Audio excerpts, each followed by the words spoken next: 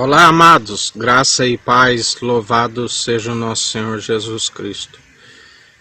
Vou compartilhar com os amados uma palavra. Eclesiastes capítulo 8, versículo 11, diz: Quando os crimes não recebem rapidamente os devidos julgamentos e punições, os corações dos demais filhos dos homens se enchem de disposição para fazer o mal.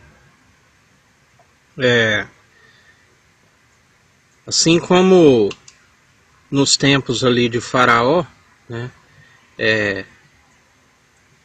ainda que começou a receber as punições, mas a Bíblia diz que Deus iria endurecer o seu coração, né?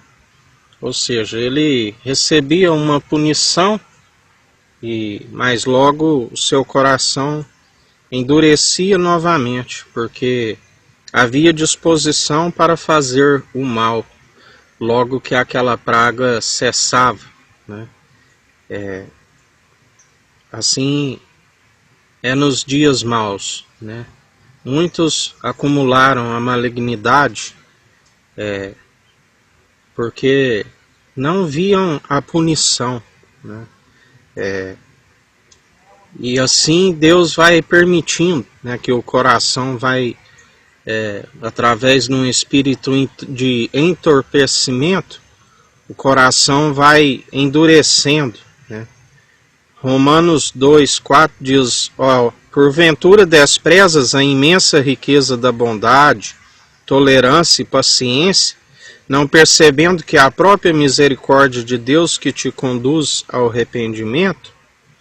2 Pedro 3,9: o Senhor não se atrasa em cumprir a sua promessa, como julgam alguns. Pelo contrário, Ele é extremamente paciente para convosco e não quer que ninguém pereça, mas que todos cheguem ao arrependimento. A vontade dele é que todos arrependam-se, né? A palavra mesmo diz que ele amou o mundo de tal maneira que deu o seu único filho, para todo aquele que nele crê não pereça, mas tenha a vida eterna, né?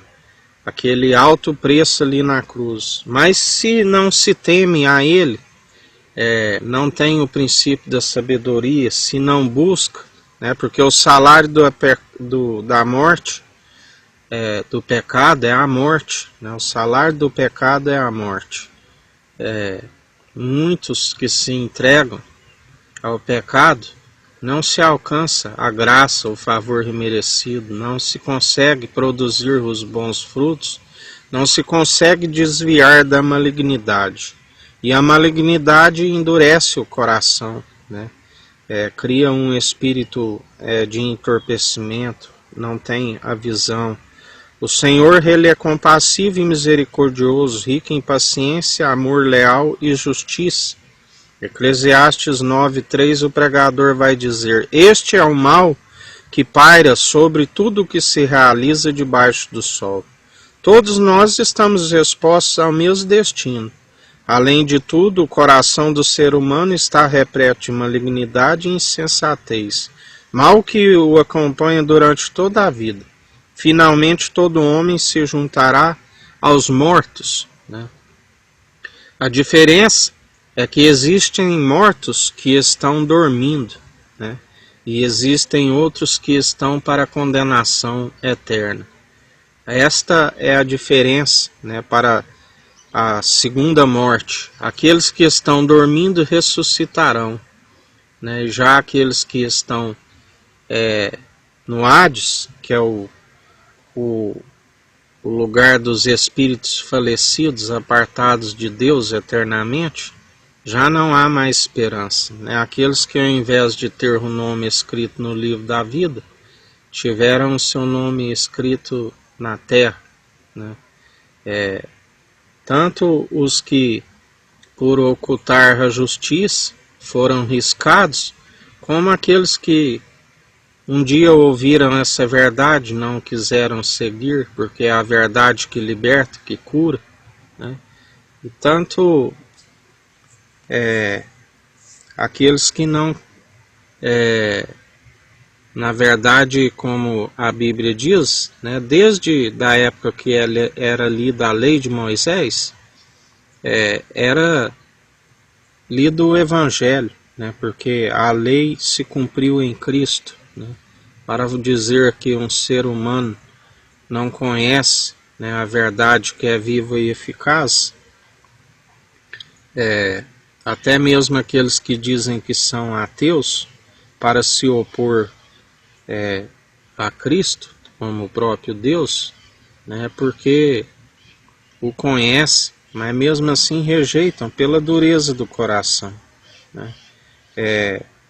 Todo ser que respira, a Bíblia diz que o seu interior tem um desejo pela vida eterna, né, tem a vontade de se arrepender de seus maus caminhos. Só que alguns, pelo embrutecimento do coração, não irão compreender essa verdade, porque não se compreende essa verdade sendo carnal, somente aquele que é espiritual.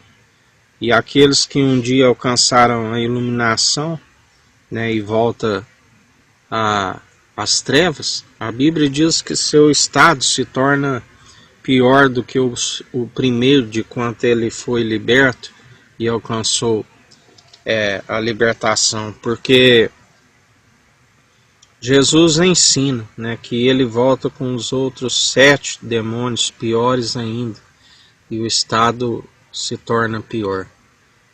E em mais um dia que a gente continue na perseverança, porque a fé tem que ser participante do início ao fim, né, cumpridores através de Cristo, porque ele é a promessa, ele cumpriu, ele é a semente de Abraão, ele é o Manuel, o pai de multidões, ele é o sumo sacerdote da ordem de Melquisedeque, do qual o juramento é eterno pelo próprio Deus, Rei de Salém, Rei de luz e justiça, porque não se achou outro maior do que ele. Né? Tabernáculo de Davi, ele levanta a tenda caída de Davi, né? Ele disse, aqueles que zombavam, levou 46 anos para construir o templo, e 3 dias tu restaurarás, né? E assim, enquanto eles o zombavam na cruz, desce da cruz aquele que restaura o templo em 3 dias, né? E ele, enquanto eles o insultavam e zombavam, eles mal sabiam que eles mesmos seriam um objeto de escárnio. Assim como há muitos idólatras e malfeitores nos dias atuais que falam em seu nome, mas o seu interior está como um lobo, né? Estão com o exterior disfarçado de ovelhas, mas o interior está como um lobo, um sepulcro caiado, do qual ele conhece, e nenhum passa desapercebido diante dos seus olhos. A Bíblia diz que lá do alto ele contempla e ele ri dos zombadores, né? E em mais um dia perseverantes. Que o Eterno nos abençoe e nos guarde, brilhe o Eterno sua face sobre nós. Erga o Eterno sua face sobre nós e nos dirija. Aqui é o irmão Fábio Gomes. Deus te abençoe.